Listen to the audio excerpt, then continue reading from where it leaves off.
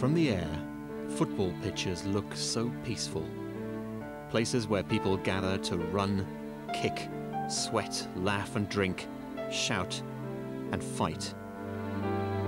Every week somewhere, punches are thrown between fans and players of opposing teams. Big dreams are shared and fought over on these pitches.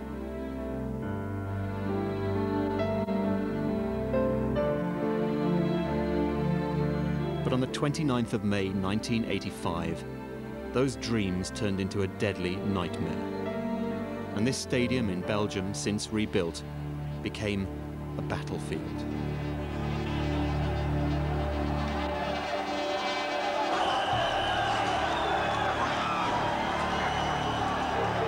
Three-quarters of an hour before the European Cup final between Liverpool and Juventus, broadcast live all over Europe, 38 fans were trampled to death in a corner of the terraces called Block Z. A 39th victim died in hospital 3 months later. The majority of the people who died were Italian. 2 were French, 4 Belgian, 1 came from Northern Ireland.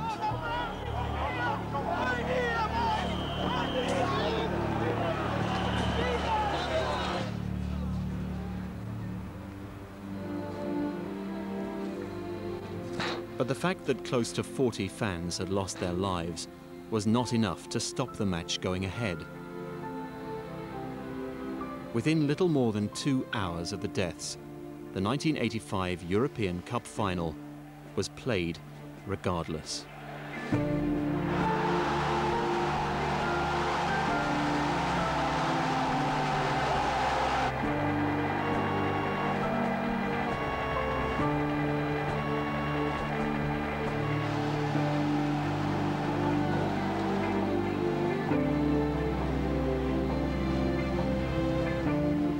Tonight, we return to Heysel, where choices were made that still haunt people 20 years on.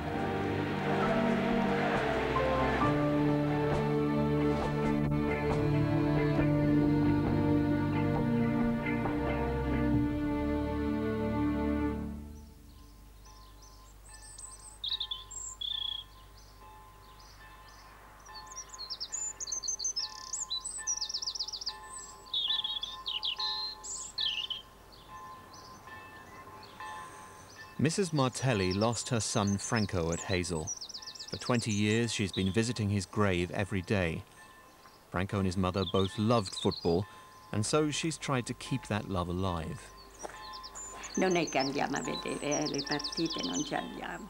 We don't go to watch football matches anymore, mostly because at my age I couldn't cope with being in the middle of all those people in the stadium.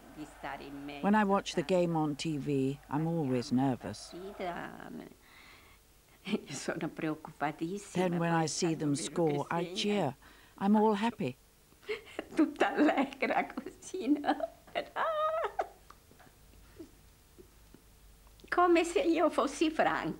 It's as if I were Franco. He's always with me. Who knows what he'd do now when Juventus scores. When they lose, I'm sad.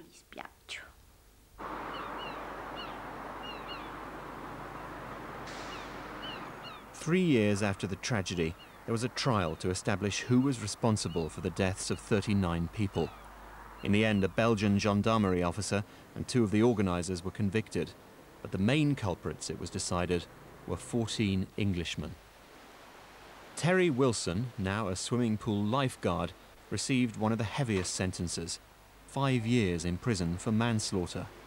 I was working in the fruit market at the time, so I was starting work at 2 o'clock in the morning.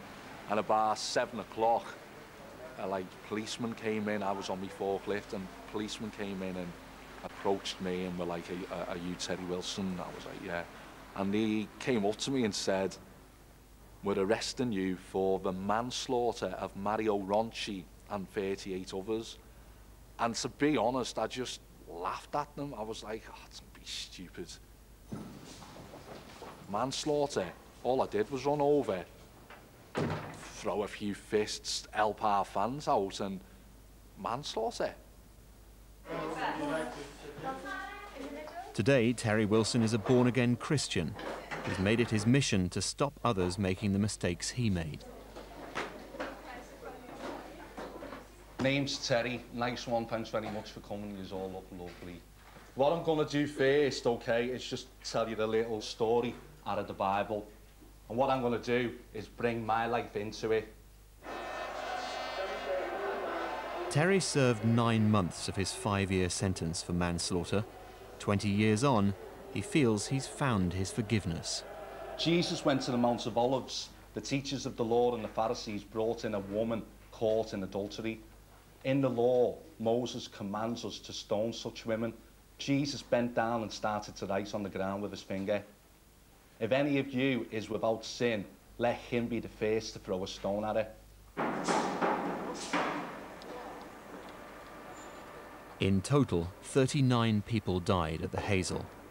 Among them were 2 postmen, 2 cooks, 3 doctors, 4 students, 1 car mechanic, a soldier, a schoolboy, a school janitor, a farmer, a taxi driver, several shopkeepers, a fashion photographer, and a builder, Domenico, the cousin of these 2 builders in Milan.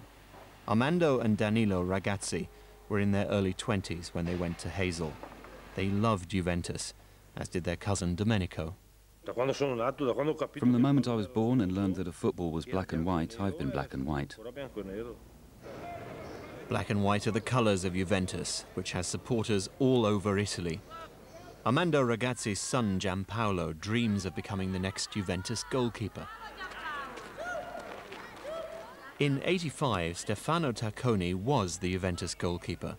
The evening badly scarred him, but he too once had big dreams about football. I spent my childhood with friends running around in a field. And even then I was passionate about football because my older brothers played. And of course, whatever they did, I had to do.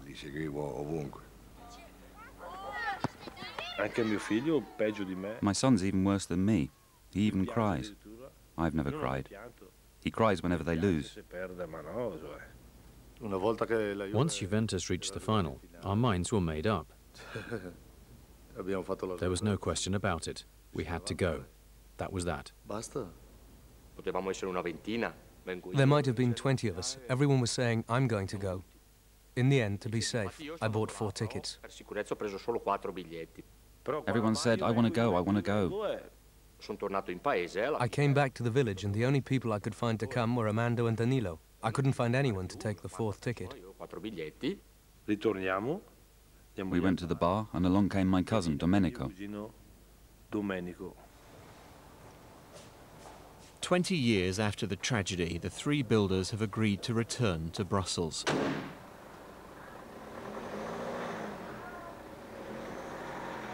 Taking Domenico's place is Armando's goalkeeping son, Giampaolo.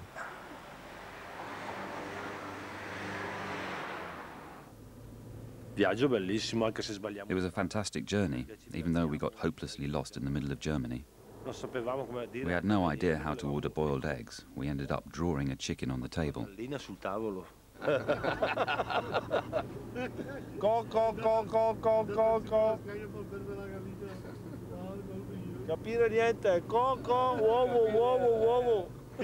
From all over Europe, fans travelled to Brussels to see Juventus and Liverpool play for the 1985 European Cup.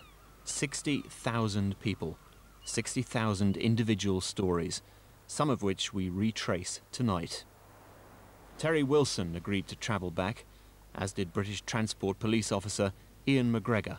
At that time, I was the Assistant Chief Constable in the British Transport Police. It was my responsibility to ensure that on all continental football matches, that all information and intelligence was passed to the relevant police forces, consulates and other agencies abroad. I have got to be honest to say I had no concerns. The shipping companies and the captains were most helpful, and indeed they controlled the bars and ensured that there was no alcohol sold on the ships. We had full policing powers until such time as the ferry docked. We then became private citizens. We took our uniforms off, we put them in a bag, and we travelled forward on the special trains in plain clothes. From that moment onwards, if something happened, Ian McGregor was going to have to act without any official policing powers.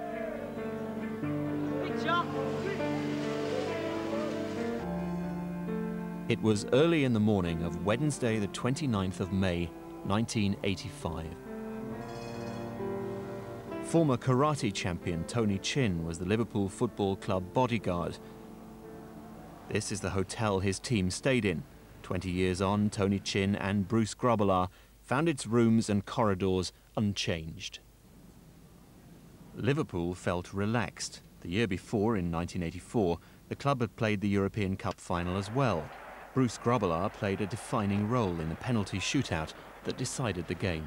There's our friend Bruce Grobbelaar again. Grobbelaar, antics on the line. Do you think that generally distracted him? I think so. Good boy. Yeah, well, it didn't it, obviously. So Liverpool 3-2 up.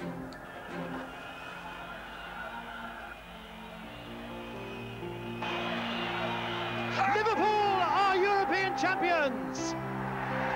What joy! After the cup was won, I was given the cup, taken back to the hotel, and locked in the room. I opened the bathroom door, put the cup down, had a full shower, looking at the cup. The cup is about the same size as Tony as well. It was electrifying, you know, the European Cup in my hands. I just remember when we got back to Liverpool, back to the airport, doors came open and off we came with the cup. It was surreal, really, because there were thousands and thousands of supporters all sort of waiting for us and cheering and everything, and we're all sort of coming off, stumbling off and saying, oh, just pretend you're not drunk and all that kind of thing. But we were, to a man, woman, child, well, not to a child, obviously, but we were all completely drunk. And not just drunk on alcohol, drunk on sort of life, success, victory, you name it.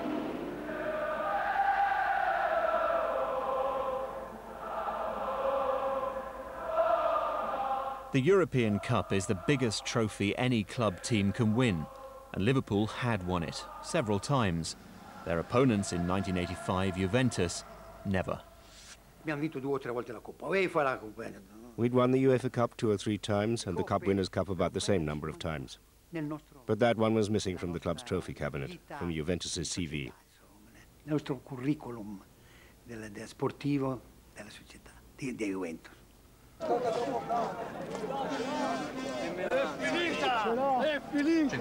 Armando, Danilo, Guido and Domenico drove all night from Italy to Brussels, and they started their day with breakfast in a cafe opposite the Heysel Stadium. They were full of confidence. All day long in the run-up to the game, we were talking about what might happen, who would win, who would score, would so-and-so score, would Platini score. Anyone can lose, but we were the much better team. Yeah, there was the odd drunk fan, but there were Italians drinking too. We were all playing football together, swapping our scarves and pennants. I swapped my scarf.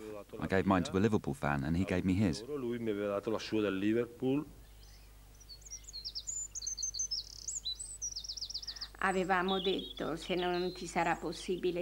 We'd said, don't worry if you can't call, we'll understand. But he did call. It was the last time I ever spoke to him. He told us that he'd got to know lots of Liverpool fans. He'd made friends with them. He told us that they were really nice guys.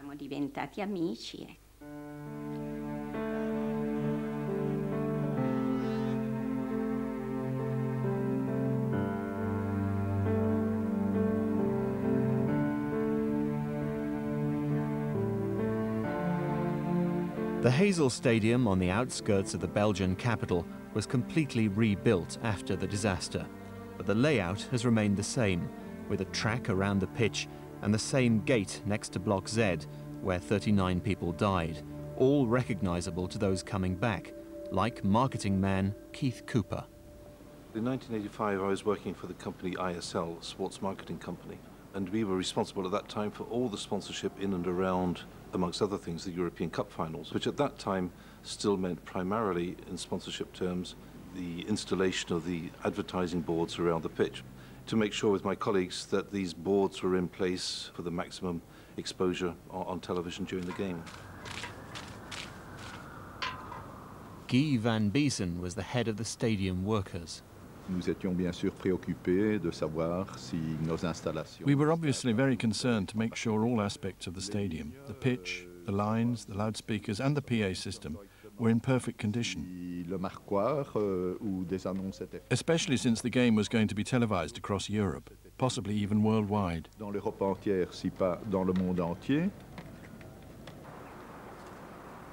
Marcel Roosens was responsible for the VIPs. I've seen the king here. I've seen princes, ministers and mayors.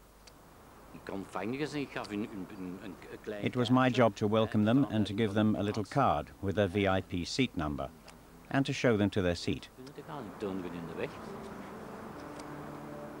At 11 o'clock, the organisers of the final were invited to a reception in Brussels Town Hall, followed by lunch in a nearby restaurant. Marketing man Keith Cooper joined them there, feeling slightly uneasy about what he'd seen in the stadium. Well, we worked in the stadium during the morning, and I came back to the reception in the town centre for midday. It was normal on a European Cup final day for all the big weeks from UEFA, from the local organising committee, from the city and so on to be here. Most of those gentlemen had no professional responsibilities on the day. Some of them did, of course, but most of them were here for the game, as is their right. So it was a pleasant social occasion. Everything was looking good, although it was during this reception that I began to express certain concerns about what might happen. During the course of our work, we noticed that there was a lot of loose stones and loose rubble lying around. So I brought along one of these stones, you know, about the size of a cricket ball, rough, jagged edges. And it seemed to me a little bit negligent that greater care had not been taken in the preparation of the stadium to make sure that that kind of stuff was not lying around. It was midday. Alessandro Antonini and his friend Fausto Moschini were looking forward to the final.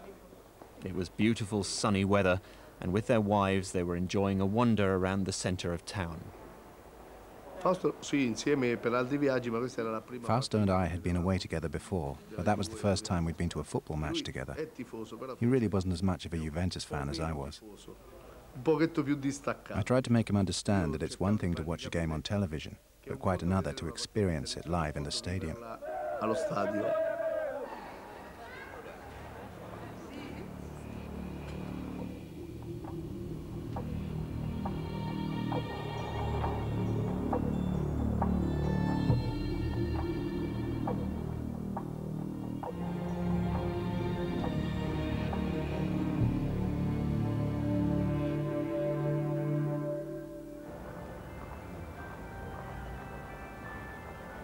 It's important for me that people are made aware of the fact that we went there to support a team, to watch a football game, and had, up until the incidents, had an unbelievable, a fantastic day with the Italians.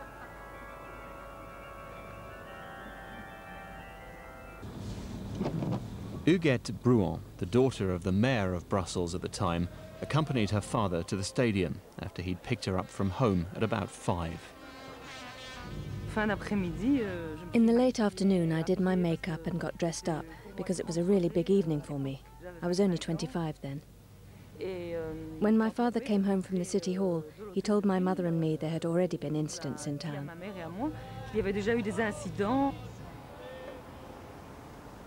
Huguette, her father and the other VIPs were received in a big hall underneath the stadium grandstand. I remember that I wanted to see the European Cup close up. It's not every day you can get right up close and touch it. I went into the grandstand with my parents and I touched the cup. Immediately my mother said to me, "Be careful, don't damage it."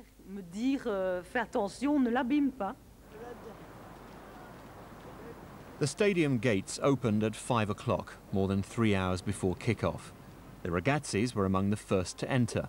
Their cousin Domenico wasn't very tall, and he went down to the front of the terraces to get a better view. It took some pushing and shoving to get in. I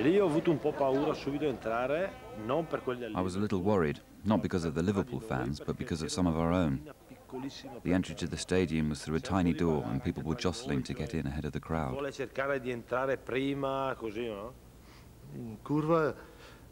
When you're on the terraces, you live and breathe the game. You're not sat like an Egyptian mummy in silence, worried that you might disturb other people. I have to live every minute of the game, otherwise what's the point in being there?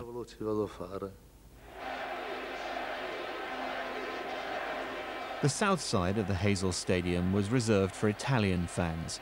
The terraces on the opposite north side filled up with English fans, and right next to them, separated by this flimsy fence, was a block reserved for neutral supporters, Block Z.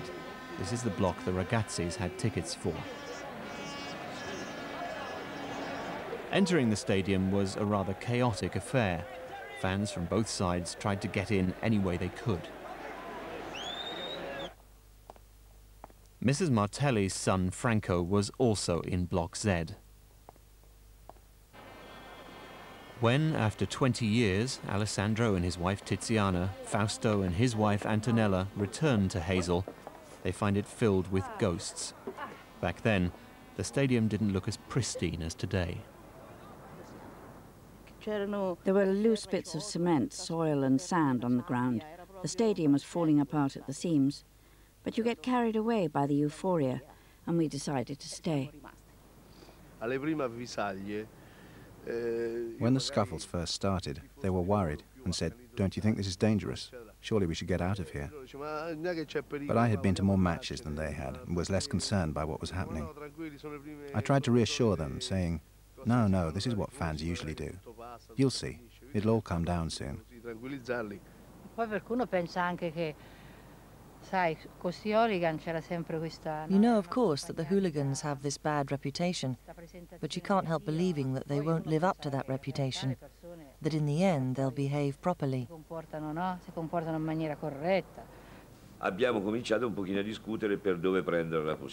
We talked about where we should stand, down near the front where you could get a better view, or further up where it was a little less crowded.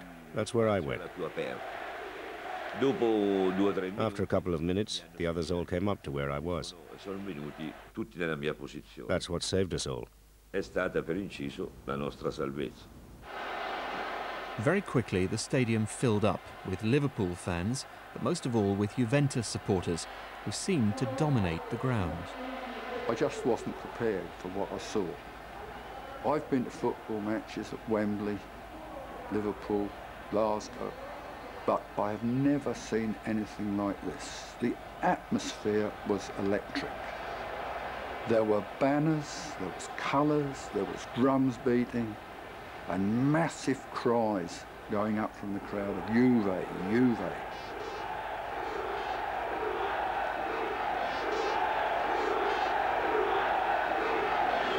They had taken over the ground completely. I looked round behind me, which was the Liverpool end. Within England, they were the dominant people. They stamped their authority when it came to noise and singing. But here, they weren't in it. I mean, the Italians had just dominated the whole event.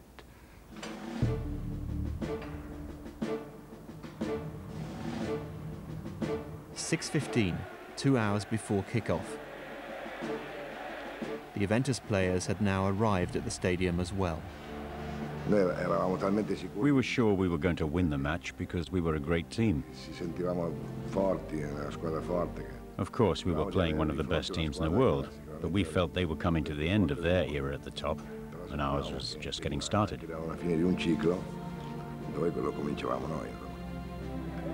The Liverpool players, of course, were not planning to let that happen.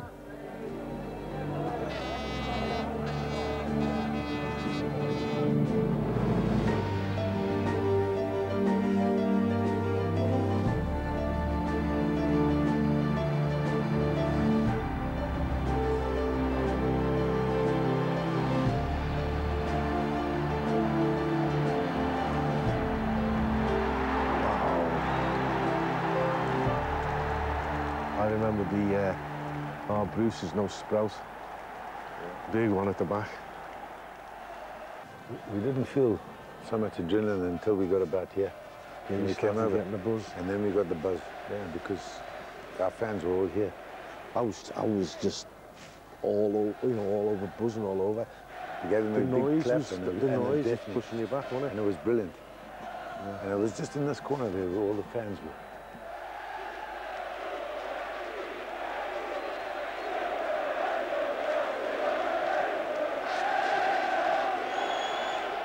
While the players were leaving the pitch, the first real troubles began by the fence between the Liverpool fans and Block Z.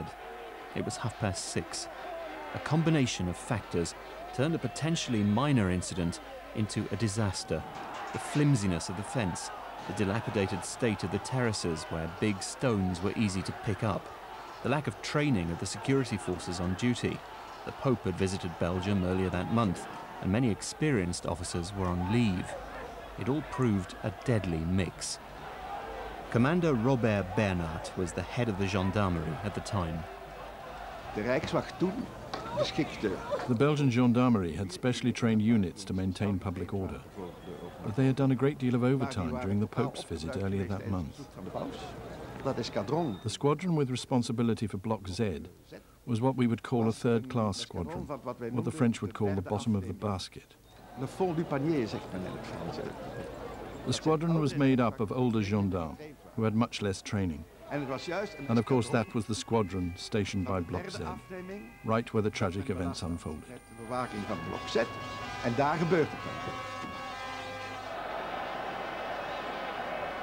Terry Wilson always claimed he simply reacted to Italian aggression towards Liverpool supporters inside Block Z.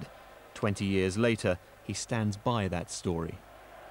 No one wanted any trouble, so it was great. And then as we were in there singing and that, our attention was being drawn to things that were happening in Z section. Was a young lad wearing a Liverpool shirt. He was between, 8 and 12 years old, and he was just getting destroyed by Italian men. We did get pretty angry from the point of what's going on, who are these people fighting here? Why are they fighting? So the reaction, our immediate reaction, was pull the fence down, get over there to the assistance of our supporters. So it was one of them. Either we stay there and let the Italians, really batter the Liverpool fans, or go over there, try and help them do something about it. Several waves of Liverpool fans chased the Juventus fans in Block Z. Some ran onto the far end of their terrace. Others escaped onto the track around the pitch. The gendarmes fled with them.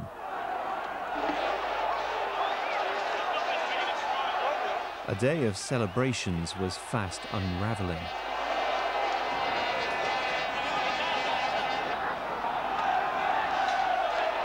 In their panic, a big number of Italians had run towards the farthest lower corner of Block Z, where they packed up against a wall and started trampling on each other. Armando, Danilo, Guido and Domenico were in the thick of it. The danger of the situation was just starting to dawn on them. After just a couple of minutes, I felt my trainers slip off, sucked right off my feet. I realized I was barefoot. My feet weren't even touching the ground.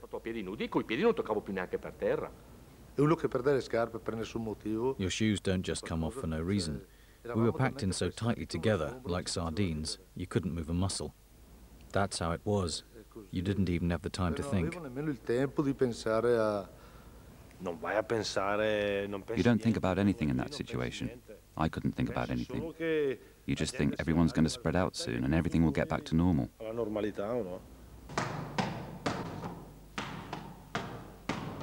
7:30, 3/4 of an hour before the scheduled kick-off time. Back in Italy, Mrs. Martelli, a school teacher, was attending a meeting about the end-of-year exams. All of a sudden, at about 7:30, something came over me. I couldn't breathe. And yet the window was open, there was plenty of fresh air, but I didn't feel well. So I got up. My colleague behind me grabbed my jacket and said, "What are you doing, Martelli?" The principal is still speaking. Social worker Martine Bolu was on standby duty at the fire brigade headquarters when the unexpected news came in. She wrote a diary about the night as a kind of therapy, and she told us that until now she'd never reread it. At 7:30, no one rushed to answer the phone. We were used to hearing it ring around the clock for all sorts of reasons, depending on who was calling.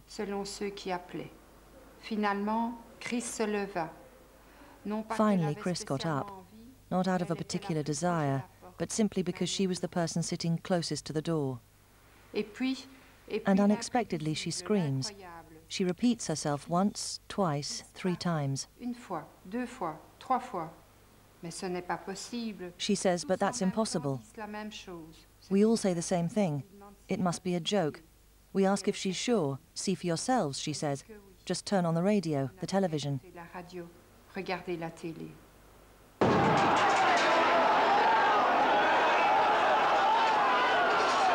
7:31 and 20 seconds is when the emergency service radio first reported that a wall had collapsed. A man with a yellow shirt frantically tries to help. He's a Liverpool fan. He wouldn't be interviewed because the memories are too painful.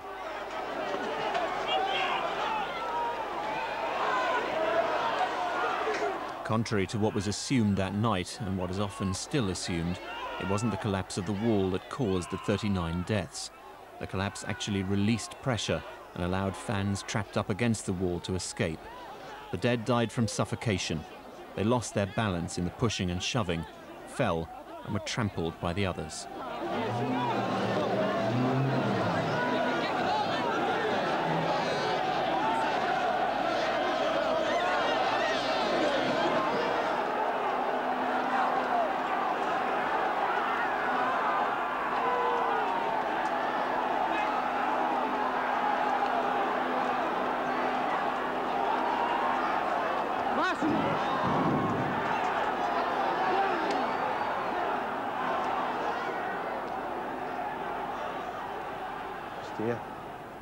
Just human beings just come over like water, unbroken, and thuds, just thuds.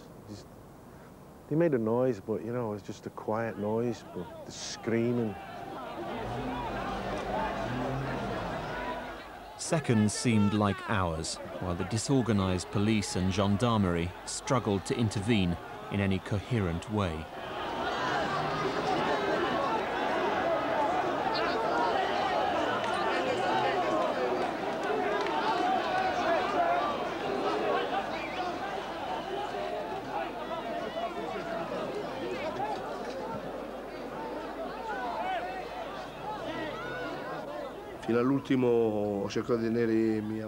I held my wife's hand as long as I could, and then at a certain point I realized I wasn't holding it anymore, and I was lying on the ground.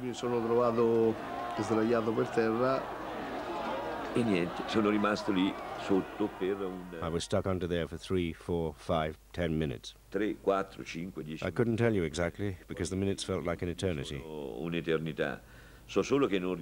I couldn't see, I couldn't breathe. I'd lost my glasses, so my vision was blurred, and I couldn't really see anything. In those moments, many things passed through my mind. The only thing I remember thinking was, I've come to Brussels to die for the sake of a football match.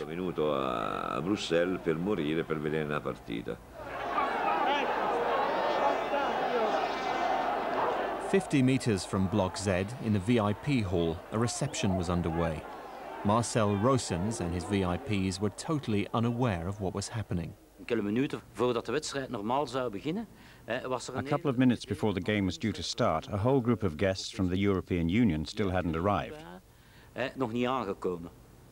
But everything seemed fairly normal, although of course it was very noisy outside. At a certain point I went out, wondering whether these EU people would ever turn up. I saw 3 or 4 cars arrive.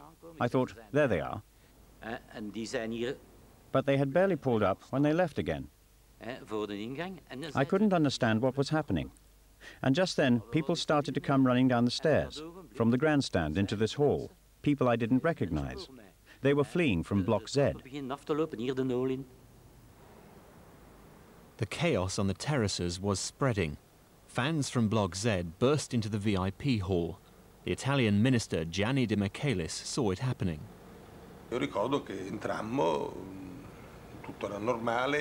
I remember we drove in. Everything seemed normal.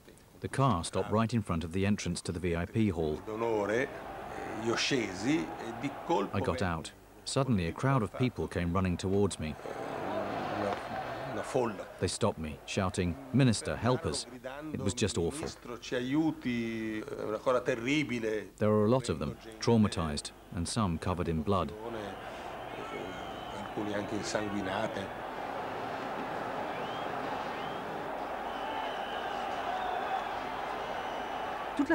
All evening, it was as though I was someone else watching myself. I felt like I was watching a disaster movie. At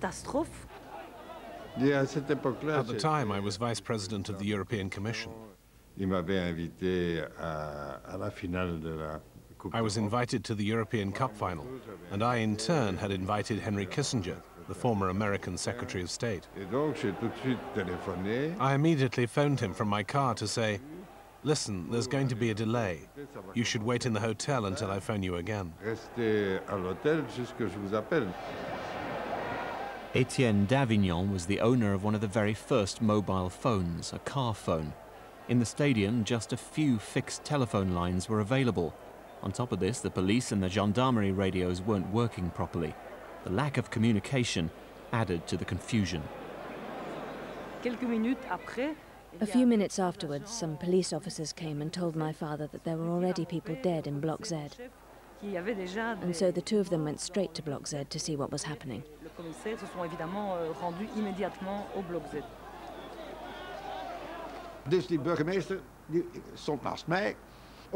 The mayor was standing next to me, and I was thinking, what's going to happen now? What are we going to do? If the Italians learn what's happened, how will they react, and what will the English do then? We had to make sure that people stayed where they were. I'm not sure, but I think the mayor said at that point that we'd have to cancel the whole event. A group of gendarmes managed to push the English fans back out of Block Z. Their orders came from outside the grounds. There was no command centre inside the stadium. In the meantime, many of the Italian fans behind them still struggled to escape. I tried to escape, but seeing as my feet weren't even touching the ground, I couldn't, and I fell. But I heard someone say, "They're charging again." And in my desperation, I grabbed the wall and dragged myself over it, without even looking. There could have been a 50-meter drop the other side for all I knew. I threw myself over regardless. Sono girato, sono andato su sulle scale, qui così, qui c'era già tutto casino, tutta gente per terra. E qui c'era il muro, no? Qui c'era il muro alto, di 2 metri. E io ho cercato di attaccarmi, fermati qua, sono cercato di attaccarmi, mi sono riuscito a attaccare e poi mi sono buttato giù di là. Così poco fu alto quasi. No, era 2 metri, 2,50.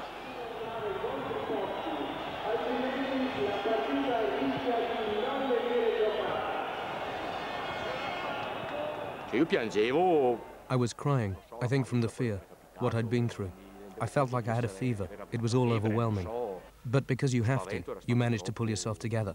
I thought, where's Danilo? Where's Amanda? Where's Domenico?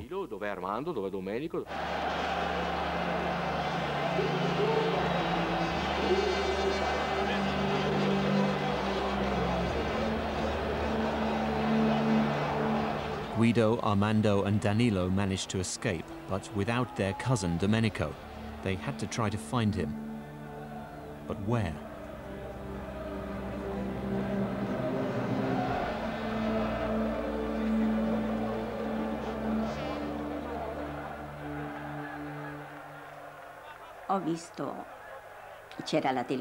I saw the violence, the frightening scenes on television.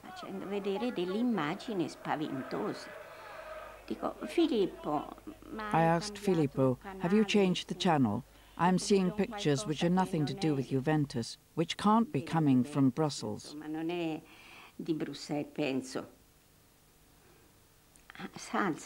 My son got up and went to have a look. He turned pale and said, come and see, come and see.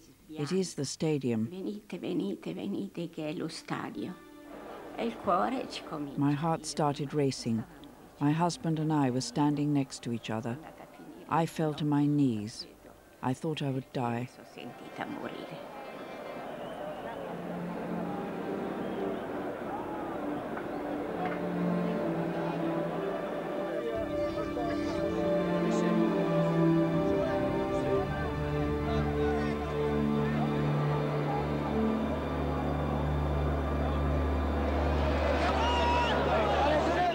Alessandro Antonini's wife was lying trampled on the terraces.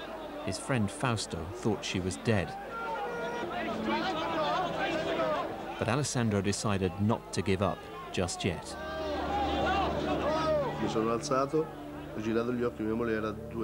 I got up and looked round. My wife lay 2 meters away. Together with a policeman, I picked her up. I held her legs, and he held her arms, and we carried her down towards the dressing rooms. Right then, an ambulance arrived, and we put her in it. I remember that as we were leaving in the ambulance, an English fan with a bleeding wound on his leg tried to get the ambulance to stop.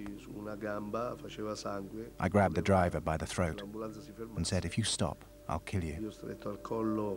I'm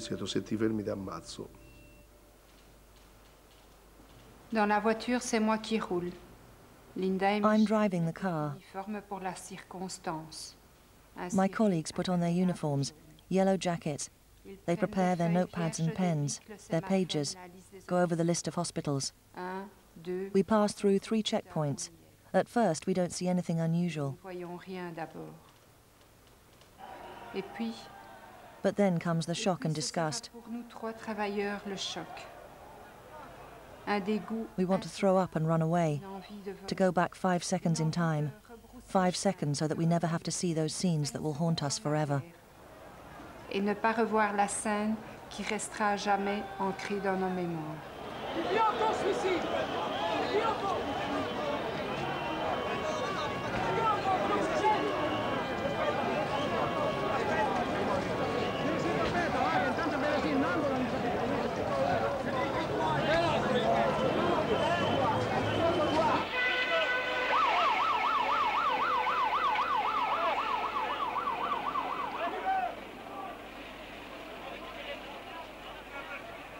Have you seen that footage before?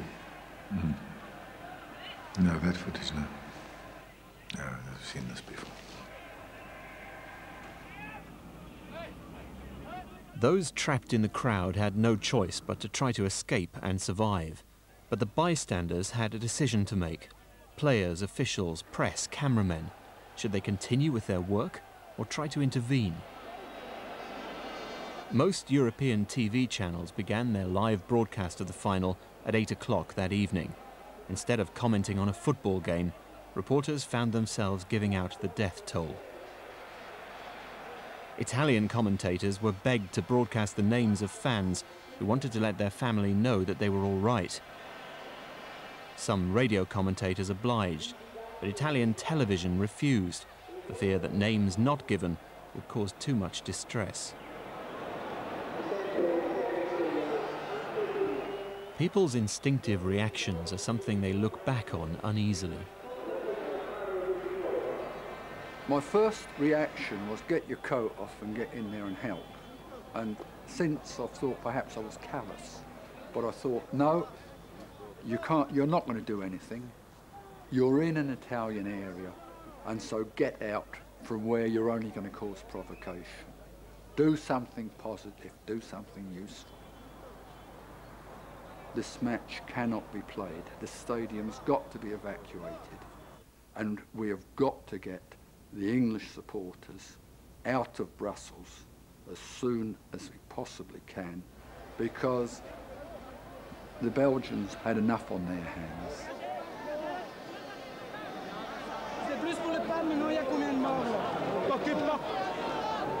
We just stood and watched that and just really couldn't believe it. I say this with a certain amount of shame, but we went back to our professional duties rather than trying to do anything useful to help. People were coming down the pitch, down the running track, and starting to break up the advertising boards to use pieces of wood for their own purposes. And our immediate reaction was we got to look after our stuff. I'm not particularly proud of that, but it was a kind of a professional reaction.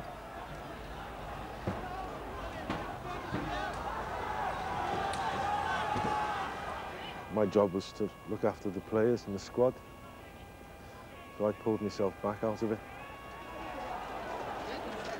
I'm not saying that to ease my conscience, you know. I walked away from them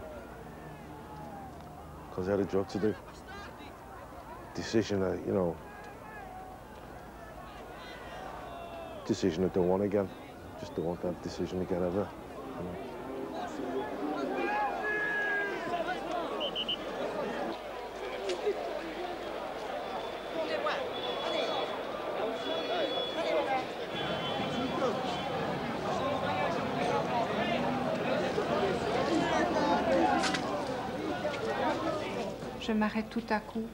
I stop suddenly and think about my husband and my son at home. Je me promets qu'en rentrant à la maison, I promise myself that when I get home I'll hug them both, that I will stop fighting with my husband over who does the housework. et que je m'arrêterai de me disputer avec mon mari. What difference does it make if the house is messy? Qu'est-ce que cela changera s'il y a de la crasse dans la maison ou pas?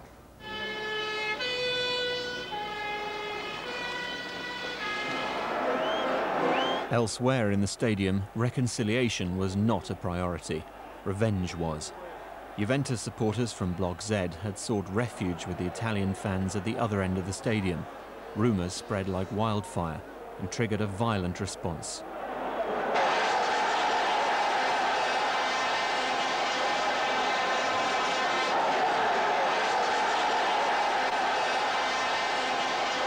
The authorities had managed to push back the English fans from Block Z, but they let the situation in the rest of the stadium spiral out of control. The pitch was a battlefield. 60,000 people were wondering what was going to happen next. Officials in the VIP hall had to come up with an answer. I saw my father and the chief of police come back in from Block Z. We walked across the VIP hall. And then someone shut the door and said, "Right, now we have to decide whether the match goes ahead or not." Those of us who are directly or indirectly involved were called to this meeting down in the lower part of the main stand. And on the way in there were people, clearly fans, just wandering around. Some of them appeared to be injured, a lot of them dazed. Even in the meeting room where this meeting took place, the decision to go ahead with the game, there were even fans, unidentified people, I remember sitting in the corner there. And nobody really, I think, had the heart to say, get out. The question was, could they tell 60,000 people to leave and abandon the game out of respect for the dead? British Transport policeman Ian McGregor thought he knew what decision would be made. I went to Jeddah railway station, and when I got there, there were already some Liverpool Football Club stewards there. They were heartbroken. Some were in tears. It was disbelief.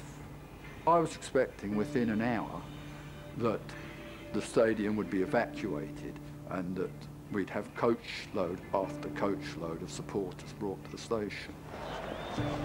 I couldn't believe, with dead bodies lying around the pitch, that they could play this match. Horses were sent in, a first and futile attempt to control things. Meanwhile, in the VIP hall where the meeting was taking place, there was mayhem. As so often happens in discussions when no one's in charge and no one takes the lead, everyone spends their time focusing only on the one thing that's important to them. So I just wanted to tell them to shut up. The mayor of Brussels didn't know who Mr. de Michaelis was and said to him, "You shut up, or I'll have you arrested." Brujon was a very intelligent man who'd become the mayor of Brussels after a long career in politics. He enjoyed life a lot. But of course, when he drank, he tended to be out of it.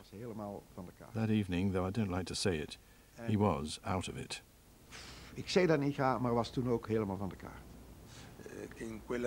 They seemed focused only on saying, "It's not our fault, it's not our responsibility."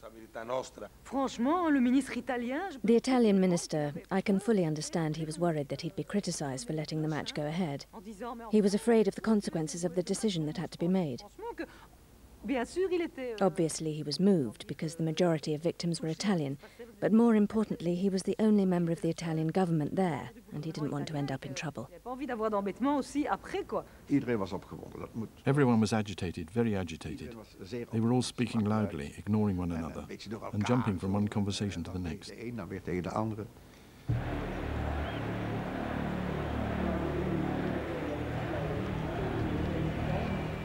While organisers and authorities argued, fans and police were in a standoff.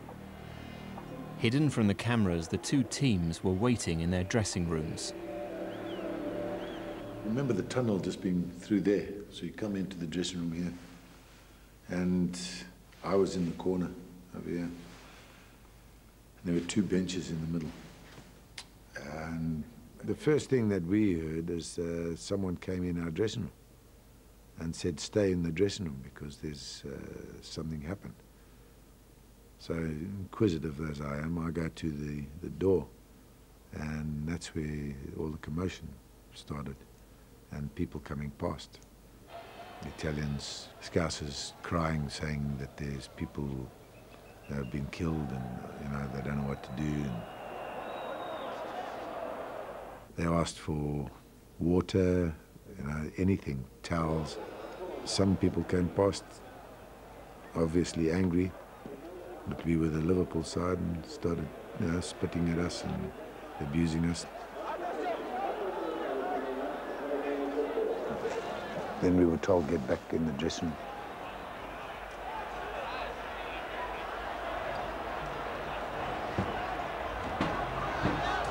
I remember seeing all these guys coming in riot gear. I remember them coming in, and as quick as they'd come in, they were gone. And it was like, they don't really see that. I mean, and the situation, obviously, then you suddenly realise how dire the situation actually was, because I'd never seen riot police at football before, certainly not before the game, and certainly never, ever come in through your dressing room. It was like, whoa. But I also remember, I think, still at the same time, one or two of the lads were still playing cards. Almost sort of, no, this isn't really happening, let's just sort of play cards, and when we all wake up, this won't really have happened. For some people, of course, the situation was all too real. The Ragazzis still hadn't found their cousin, just as others had failed to find an uncle, aunt, brother, sister, father, or friend. They could be anywhere, in or around the stadium.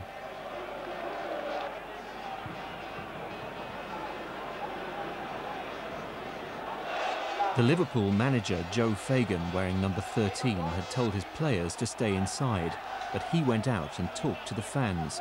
Bodyguard Tony Chin and the Belgian FA official Guido de Vint accompanied him. He started crying, sobbing. He was saying, please, please, let's have a game, let's enjoy the day. But he couldn't be heard, no one could hear him. The noise was just the volume. You only saw all the faces, only the eyes, thousands of eyes on you. And he was so... He said, I can't do anything. There was no way of communication. The powers that be couldn't control the situation. It was just expanding and snowballing. At the other end of the stadium, the Juventus president, Gianpiero Boniperti, had to decide what to tell his players. I didn't want the players to know what had happened in the stands or in Block Z. So I went straight to the coach. I told the coach and the doctor the facts, and I said, don't let anyone in here. Let's lock the door. Let's tell the players it's because they need to concentrate on the game and nothing else.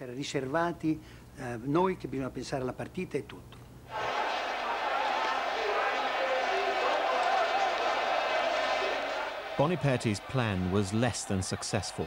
He couldn't prevent the Juventus dressing room being invaded by desperate fans from Block Z looking for a safe haven.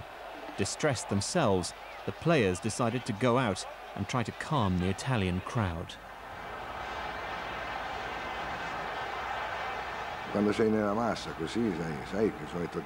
When you're in the middle of a mob, even if they're your fans, you don't feel that safe.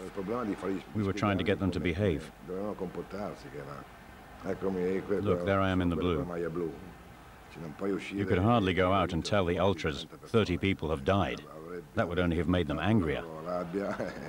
So you try to persuade them, to convince them that it's not so bad, that fewer people are involved, that they're injured, not dead. It was amazing because it was the first time I'd seen them close up. There was just a wire fence between us. But it was awful too. Lots of us told them people have died and they shouldn't play, not under any circumstances. We, Juventus directors and players, had come out to see what was going on. The fans who'd invaded the pitch came towards us. Some were beaten up, bleeding and crying, saying, "Francesco," that's my name, "Francesco, there are people dead, there's been a tragedy." And then another would say, "Francesco, can I have your autograph?" The contrast between the two was surreal and meant we really couldn't work out what had happened. The contrast was terrible.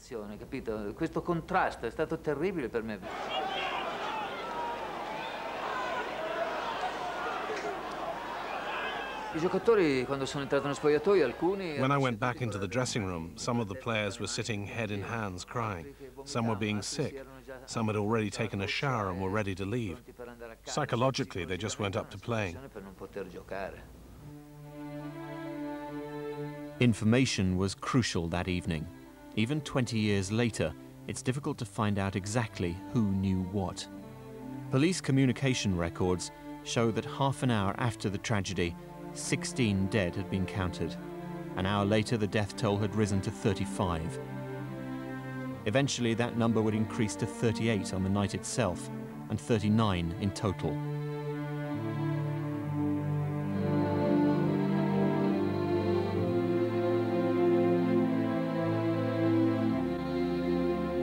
The figures were reported on TV, but the crowd wasn't informed, and back then there were no mobile phones. Beside the dead, 580 people were injured at Heysel, 42 of them seriously.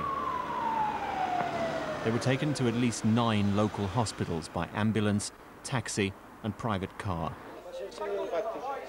In their wake were anxious friends and family, desperate for news.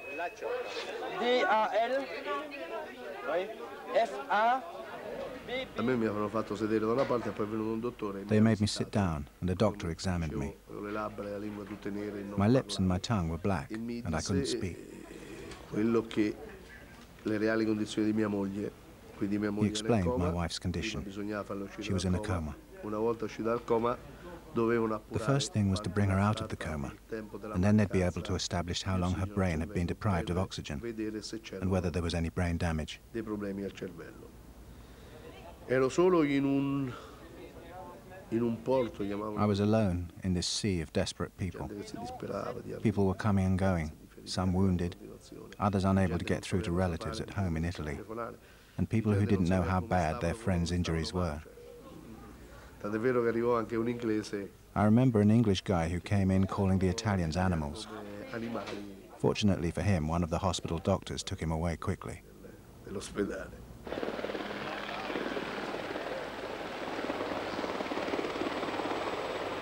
In the meantime, at the stadium, the ragazzis still hadn't found their cousin Domenico. As a last resort, they headed for the tents put up just outside the VIP hall.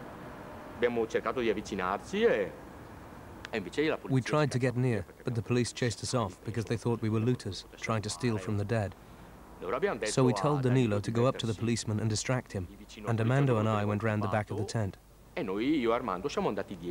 We tried to lift the flap up to look at the people inside. Nel vedere la prima abbiamo guardato subito se c'era dentro Domenico, no? Ma non c'era.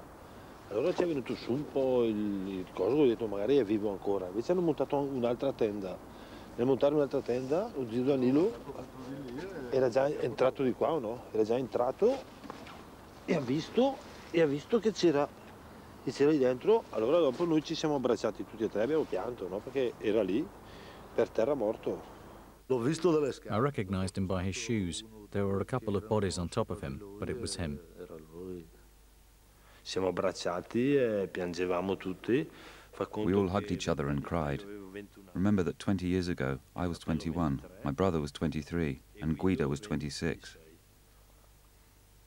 We were very young and 1,000 kilometers from home. A 1000 chilometri da casa. My blood froze.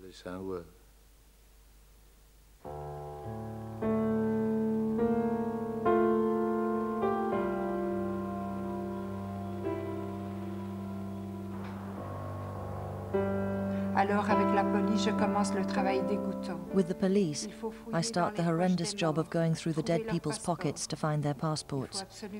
We absolutely have to identify each and every body.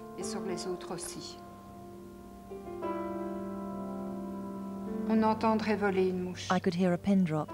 It's as if I'm hearing the hearts beating in all these bodies together.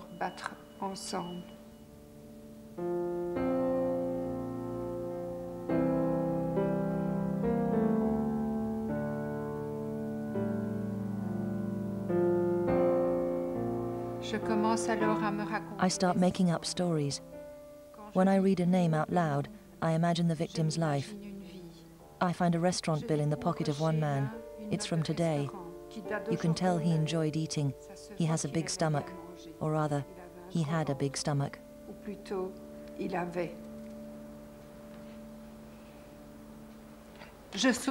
I smile.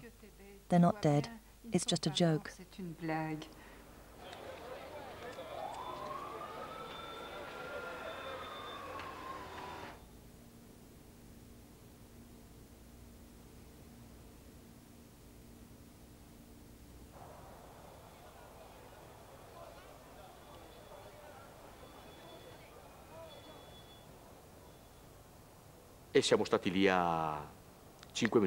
After about 5 minutes, we decided, come on guys, we need to let someone know that Domenico is dead and we're all okay. We've got to call home. They'll have seen what's happened on TV and will be thinking the worst. We said, let's go ring on doorbells. There'll be someone who understands us. But no one answered the door to us. We couldn't call home, so we headed back to the car. But once there, we realized that we didn't have the keys. Who had the car keys? Domenico did, of course, in his pocket. So I waited there by the car, and Danilo and Armando went back.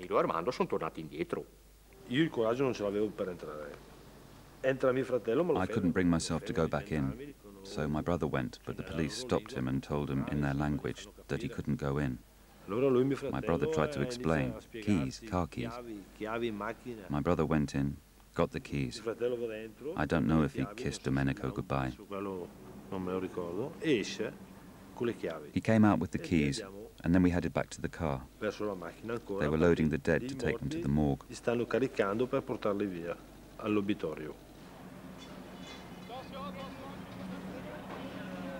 And so, the ragazzis left for Italy.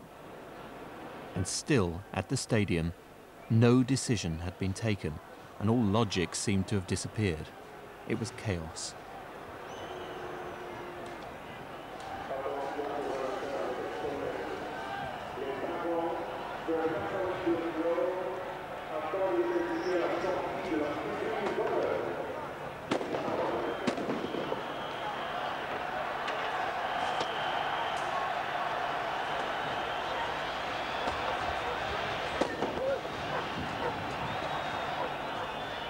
Nearly 2 hours after the deaths, the meeting in the VIP hall was still going on. Then suddenly that Italian minister said in a very loud voice, in French, "But who's running this show? Who's in charge?" Total silence. Then the mayor, who was standing next to me, turned around and pointed to me, saying, "The general." Immediately I told them the game must go ahead.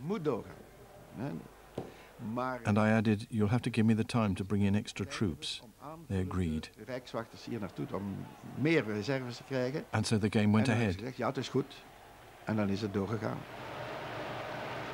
It was seen as safer to play than to evacuate.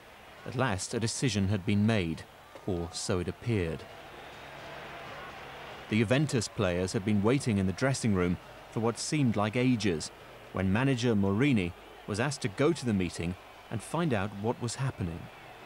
I arrived and heard our president Boniperti starting to speak. Gentlemen, given what's happened, that people have died, we Juventus are not willing to play. We can't play after what has happened. So I'm taking my team and we're leaving.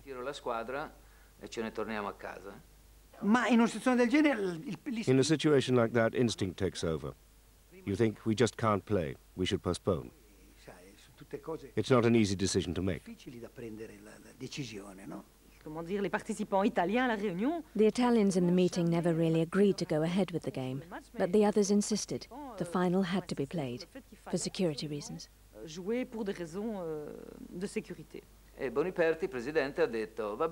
President Boniperti said, "Okay, if that's what you want to do, we'll play.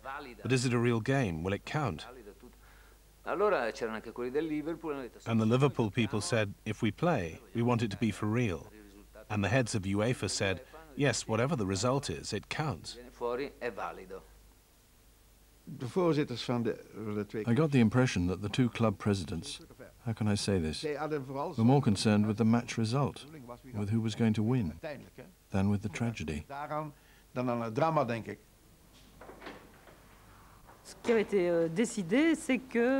Finally, it was decided that the UEFA delegate should go and inform the players that a serious incident had taken place. People had been wounded, but should not tell them that people had died, because many players would refuse to play if they knew that. As the French say, it was a case of raison d'état, reasons of state. The security of the majority took precedence over the personal views of the few. At 20-10, 2 hours and 10 minutes after the tragedy, the two team captains were asked to talk to the fans, and then the game could go ahead. The speeches didn't make much of an impression.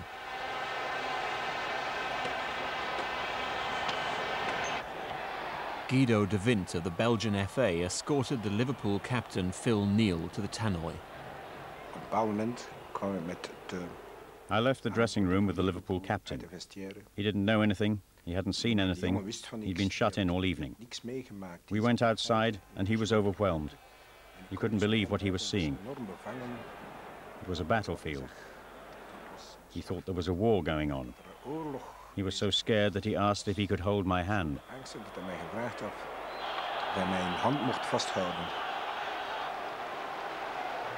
It was hoped that watching the final would channel the fans' excess energy, especially that of the Italian hardcore fans, who were still completely out of control.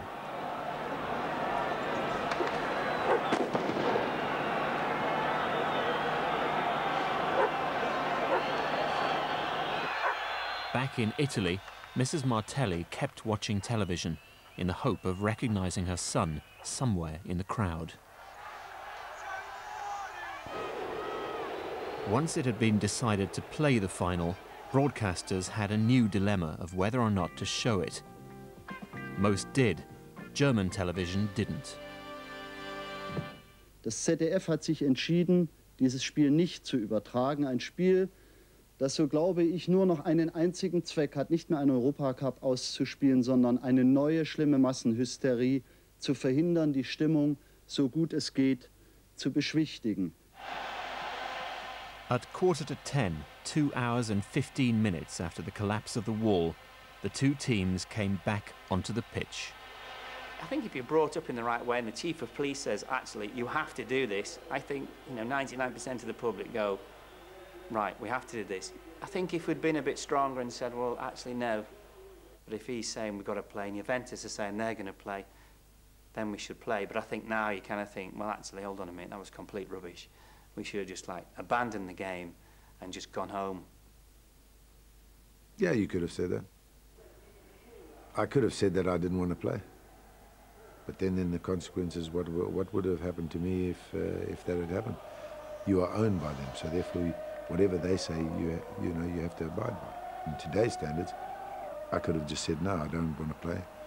The youngster who was sitting on the bench at the time, he would have played. I giocatori non volevano giocare, alcuni. Some of the players didn't want to play, and so Trapattoni and I had to sort of psych them up. We said, look, they're making us play, so we'll play to preserve the honor of the people who have died, to give them a good send-off. They're forcing us to play. We've got to play. Like when there are soldiers in the trenches with bombs falling on them and people being killed, and they have to fight on regardless.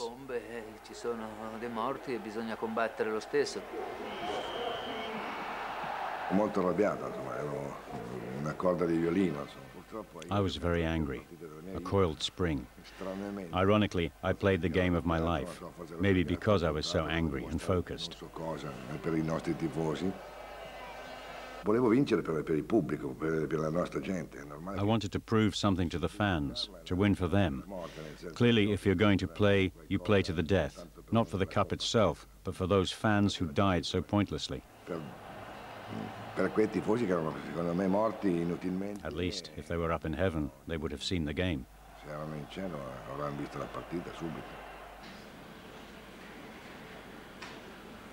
Alessandro Antonini was waiting for his wife Tiziana to come out of a coma. His best friend didn't know where he was. Fausto assumed Tiziana was seriously injured or dead. He took a cab and went on a desperate search around Brussels, from hospital to hospital.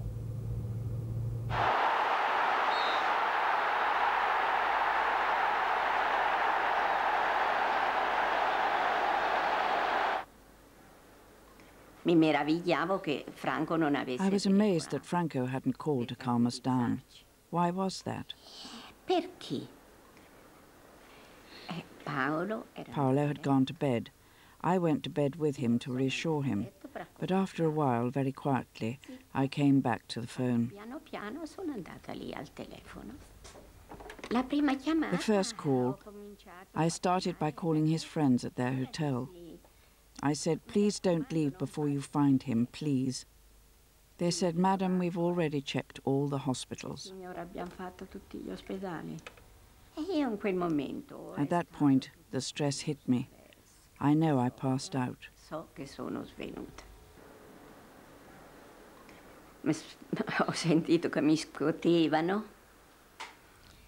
I was aware of them shaking me, and I started to come to.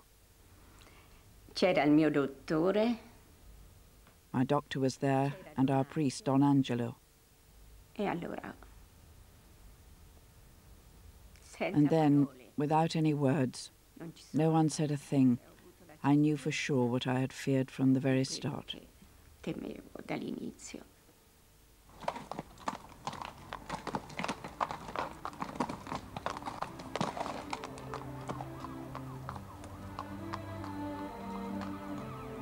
Mrs. Martelli's son was probably taken away in one of these ambulances. While the final was being played, the dead were moved from the Red Cross tents just outside the VIP hall to the military hospital. There, 2 cordons of soldiers guarded the dead. The authorities feared that after the game, the news of the deaths would trigger more violence all over the city. Commander Jean-Charles Verlinden was in charge of the morgue. We thought there was going to be rioting. Tension was running high. We thought people would come to where the dead victims were and might become violent.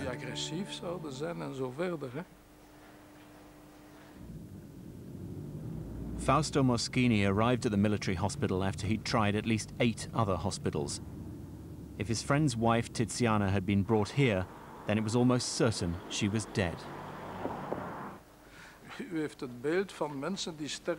We had seen people dying in the stadium as a result of violence. We felt that those violent people might come here. Anything was possible. That they would smash down doors, relatives would want to see the dead, that we wouldn't be able to stop them.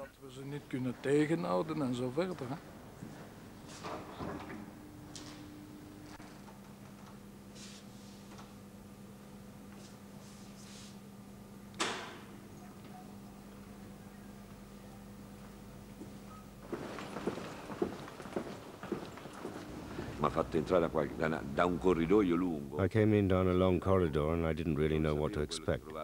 They had told me that this was the only place where I might find my friend. There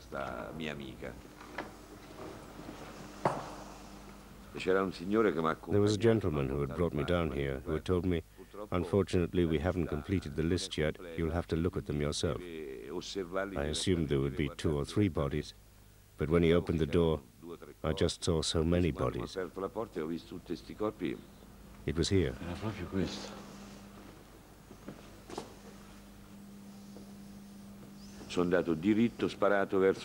I went straight for the smallest body because Tiziana is little. When I got halfway there, I slowed down. I faltered because I was scared. But when I was 2 or 3 meters away, I realized it wasn't Tiziana, but actually a young boy, a 9 or 10-year-old.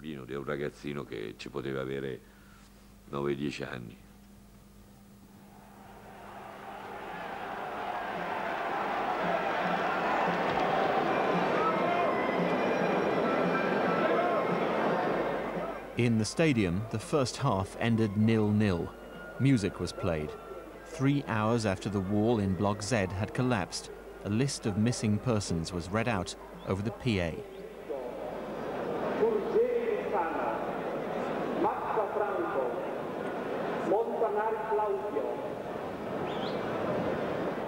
The head of the stadium workers, Marcel van Biezen, had been helping to compile the list.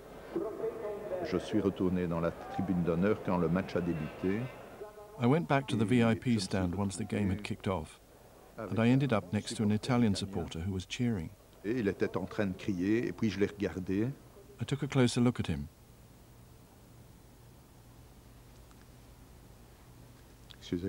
Sorry, I'm finding all these memories very emotional.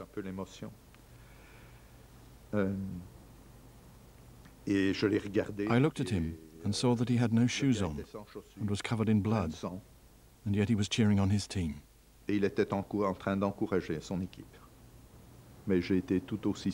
But I was equally surprised by my son, who was in the stand facing the VIP stand. I walked over to find him, and everyone there was watching the game enthusiastically, as if it were a completely normal game. I said to him, "Listen, you need to go home," and he said, No, everything is fine. But you know that people have died here. Yeah, there's a guy just there with the radio who's told us what happened. And yet everybody stayed in that stand, utterly unconcerned, watching the match.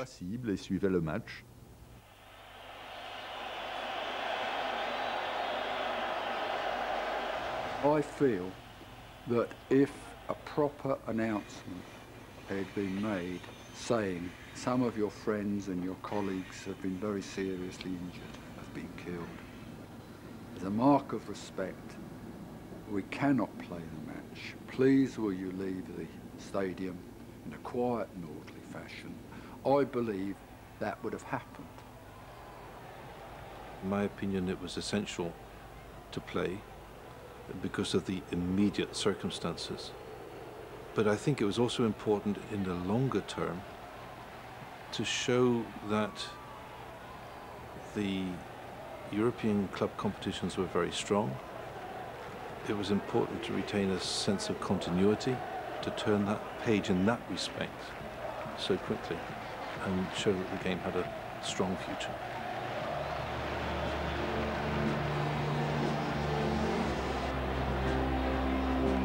"13 minutes into the second half of the match, Juventus star player Michel Platini passed to the forward Boniek, who was fouled just outside the penalty area.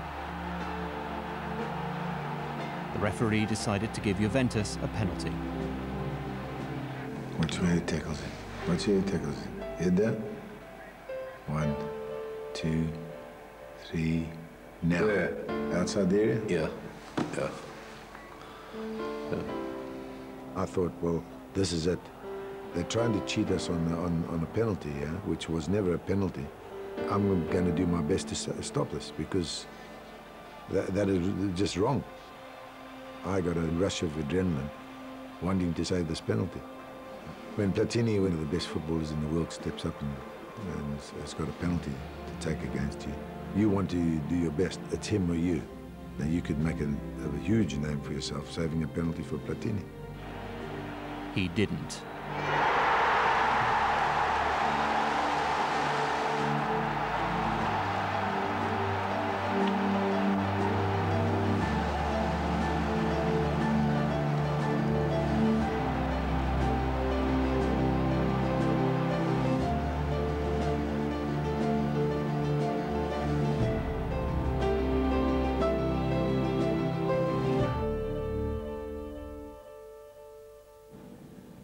At the hospital where Alessandro was waiting for news, he could hear the cheers from the stadium.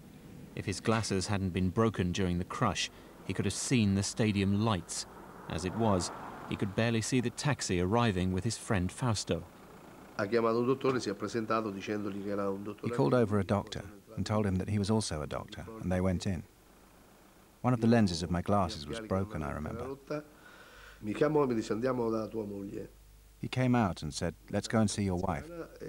We went into Tiziana's room. He told me that I should squeeze her hand. I did. She opened her eyes and pointed to my broken glasses, asking what had happened to them.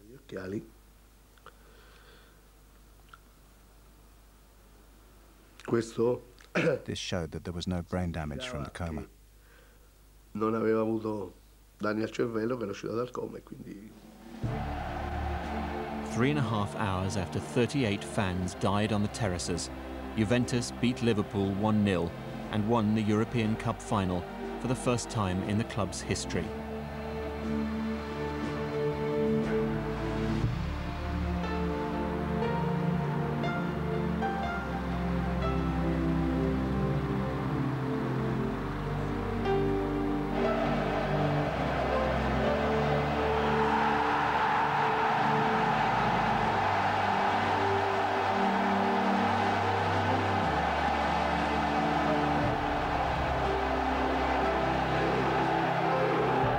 Liverpool fans were escorted out of Belgium as quickly as possible. There were no further incidents. A bit confused of why this was going on. How come they wanted us out of their country so quick? You know what I mean? Why couldn't we go round and have a look round? And then when we got onto the boat and started seeing the images on the television, well, it was shock. I think shock just hit everyone. The Juventus fans stayed in the stadium to celebrate the victory with the players. Look, it's as though we're still all under hypnosis. Look at the fans too. If you'd interviewed them right then, they'd have said, "We're the champions of Europe. We've won the cup. We're the best." And then the following day, why did they play? They shouldn't have. Why did they celebrate? They shouldn't have.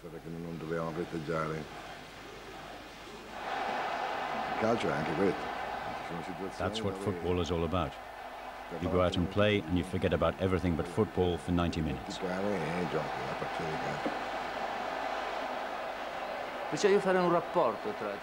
I'd like to compare what happened that night with what happens in war. Neither is pretty. In spite of the deaths and the bloodshed, in the moment of victory, you rejoice because you've taken revenge on your enemy. You're not really thinking clearly. Later, you reflect on all those who've died and you feel respect and grief. But right at that moment, it's just the revenge, as though you're saying, We beat the English after they killed our fans. We've shown them that nothing can defeat us.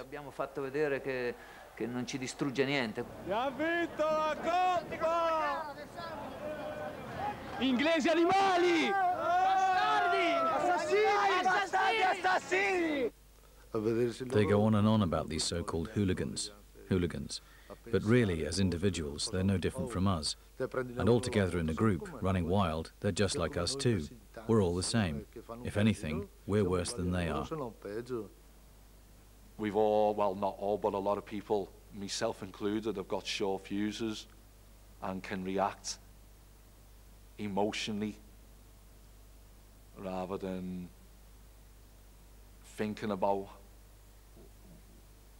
results of reactions.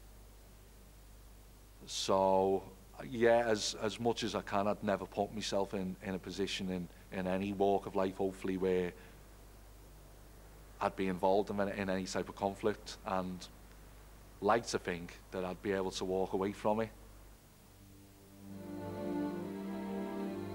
That's faith. Left to my own devices, I would probably still be making a lot of wrong choices. I wanted to prove myself, be part of something. But since then, I've realised that it's not about being one of the lads. It's about trying to be nice to people. Un an et demi après le drame du Heysel, je me suis séparée de mon mari. A year and a half after the Heysel tragedy, my husband and I separated. Non, je n'ai pas manqué. I hadn't failed to do what I'd promised myself. In fact, just the opposite. I tried to explain to him, to make him understand. But he'd never seen death close up. Near the stadium, there's a playing field. A father and son are kicking a ball about. They laugh. They're alive. Ils rient, ils vivent.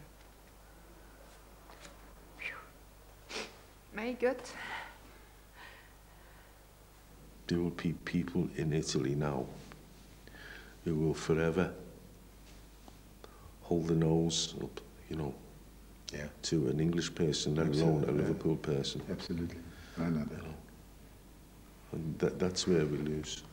That's where everybody loses. Because if you don't talk about it and get it out in the open and try and understand, then it'll be lost forever. And this is why we are here. I've now come to a place where it happened, and I want to put it just to rest. You know, I won't forget, but at least I've got some answers here. Yep.